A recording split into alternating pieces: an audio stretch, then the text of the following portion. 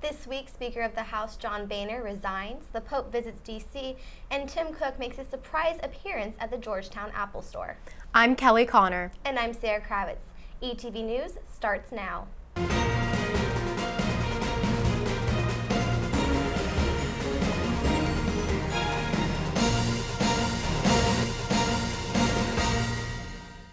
On Friday, Speaker of the House John Boehner revealed that he will resign from Congress next month. Boehner, a Republican from Ohio who has served as a congressional representative since 1991, announced his resignation while meeting with his fellow party members. During a press conference later in the day, Boehner said, "This morning I woke up, said my prayers as I always do, and decided this is the day I'm going to do this." Even though Boehner had already planned to resign by the end of this year, his resignation surprised many Americans, including President Obama, who has since referred to Boehner as a patriot who cares deeply about the House of Representatives. Pope Francis arrived in Washington, D.C. Tuesday afternoon and was greeted by President Obama and the First Family. Pope Francis spoke on popular and polarizing issues in the U.S., ranging from climate change, immigration, and poverty. Pope Francis has continued his visit through the U.S. by traveling to New York City and Philadelphia. Now we go to Harrison Allen for the latest in entertainment.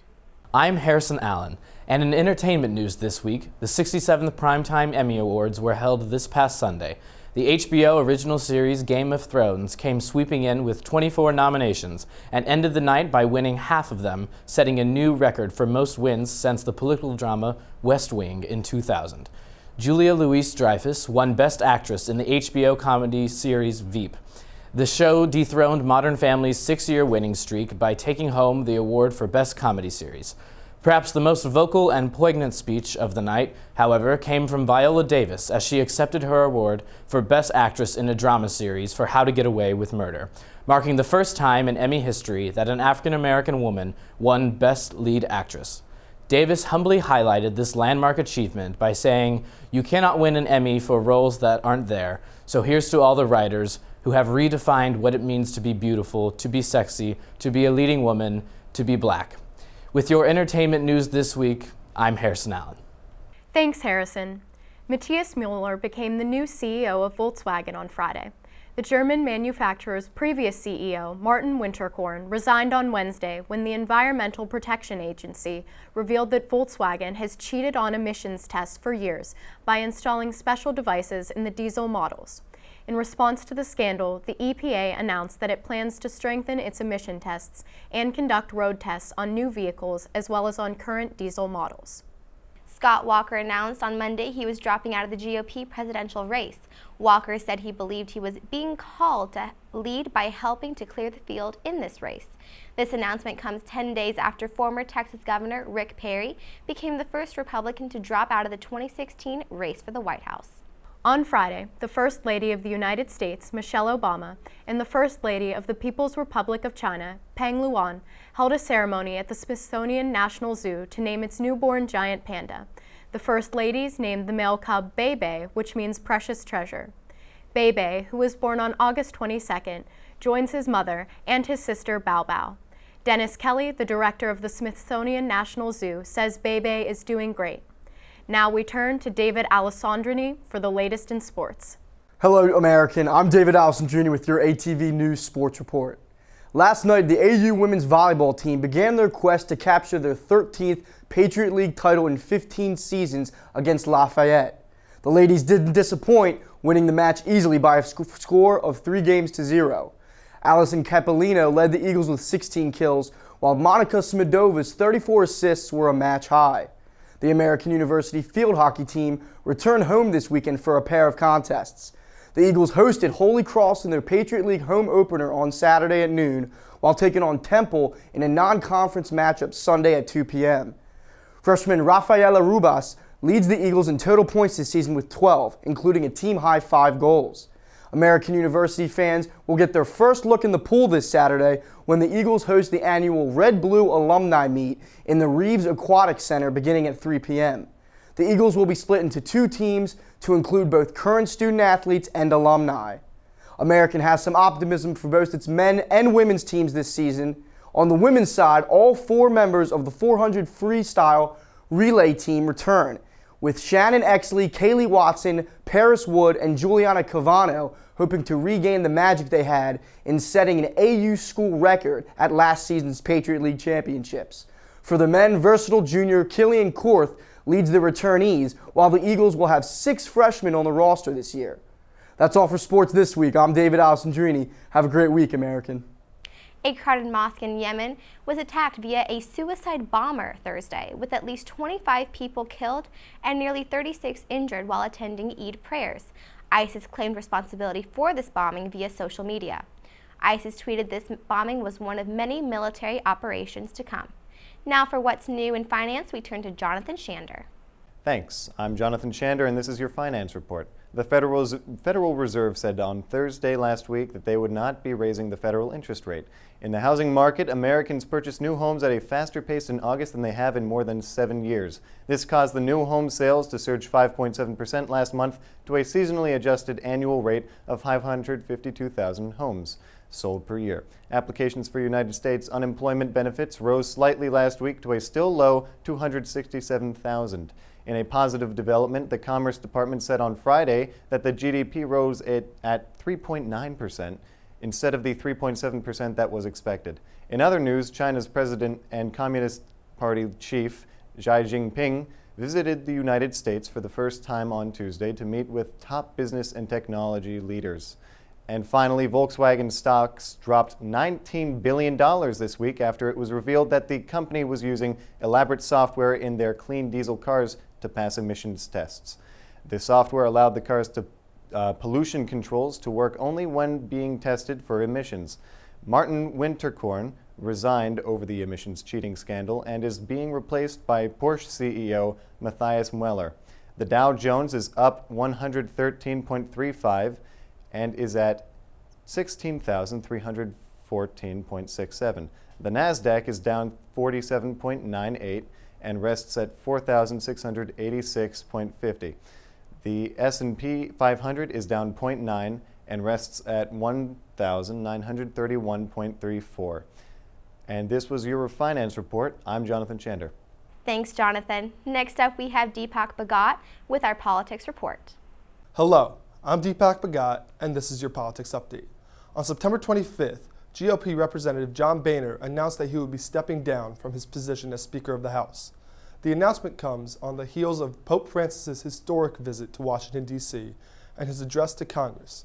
It is greatly understood that Boehner's decision to resign is due to a fractured Republican Party in the House. Tea Party representatives responsible for helping Boehner reach the speakership are now pushing for Boehner to be more partisan and work to fight against Democrats in Congress and President Obama. Boehner, a moderate, has already faced such hardships during his tenure as Speaker, from clashes with the White House to failed dealings with President Obama and former Senate Majority Leader Harry Reid. Speculation now arises as to who will be running for the speakership once Boehner does step down. Though he has not declared, House Majority Leader Representative Kevin McCarthy of California is seen to be the favorite and is also backed by Boehner and his allies. Pope Francis's visit to the United States began in Washington, D.C. and now has moved on to Philadelphia after a stop in New York. This visit was the first for the Pope to the United States. He delivered Mass at Catholic University before going on to address the White House and later on Congress. In his speeches to both, the Pope touched upon divisive issues brought forth by candidates in the current presidential race, such as immigration, climate change, and traditional marriage. With your politics update, I'm Deepak Bhagat. Next up, we have Adina Marks with World News. This is Adina Marks with World News. Over 700 are dead and another 900 injured Thursday after a stampede 2 miles outside of Mecca. The stampede took place during the Hajj, the holy pilgrimage to Mecca as part of Islam. The site where the stampede occurred is Mina, where the symbolic stoning of the devil is done. It is not certain yet what first caused the incident. Various countries around the world are claiming they're dead.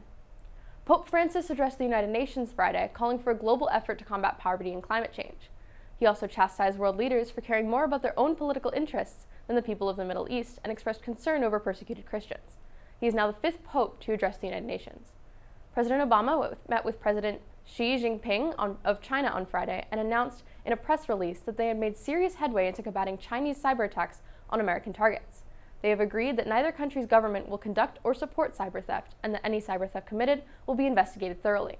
There seems to have been no agreement made over China's reclaiming of islands in the South China Sea. This has been Adina Marks with World News. Thanks, Adina. On September 25th, Apple released the iPhone 6s and the iPhone 6s Plus. In Washington, D.C., hundreds of people waited outside of the Apple store in Georgetown to purchase their new devices. Apple CEO Tim Cook surprised these customers when he stopped by the store shortly after 9 a.m. to chat with them. According to the Washington Post, customers were shocked. The newspaper quoted Amy Ruddle, who said meeting Cook was incredible. "I was not expecting this at all. I thought they were lying when they said he was here." Cook greeted customers, took pictures with them, and familiarized them with Apple's new products. Both the iPhone 6s and the iPhone 6s Plus come in 4 colors, including silver, space gray, gold, and rose gold. On Monday, U.S. Republican presidential hopeful Ben Carson said he did not believe a Muslim should become president. Carson said, "I would not advocate that we put a Muslim in charge of this nation." This comment follows the Republican frontrunner Donald Trump's failure to correct a supporter who stated President Obama was a Muslim. Next, Emma Costain will bring us the weather. I'm Emma Costain, bringing you the weekly weather report. We start the week off on Monday with a high of 79, a low of 63, and a 40% chance of rain. Tuesday rises to a high of 80 with a low of 63, and Wednesday drops to a high of 74 and a low of 56. Temperatures will continue to decrease, remaining in the high 60 to low 50 range in the weekend. Expect cloudy skies and at least a 10% chance of rain every day this week. This has been Emma Costain with your ATV News Weather Report. Now we go to Jill Cameron for What's Up AU. What's up, AU? I'm Jill Cameron, and here's what's happening on campus. This past week was a busy one. It was Wellness Week and Human Rights Week. During Wellness Week, students had the opportunity to participate in workshops promoting a healthy lifestyle and healthy eating. Workshops included yoga classes and a swim clinic. Human Rights Week, which was sponsored by the Society for Ethics, Peace, and Global Affairs, featured events on human rights and social justice issues. The week concluded with a Human Rights Open Mic Night, which was held on Friday evening. And coming up this week, Career Services is hosting a job and internship fair. So polish up your resumes and iron your business attire. The fair will take place on September 30th in Bender Arena. Also on the 30th, stop by the AU Farmers Market on the Quad anytime between 11 and 4 p.m. The market will feature booths selling baked goods, fresh fruits and vegetables, and other delicious treats.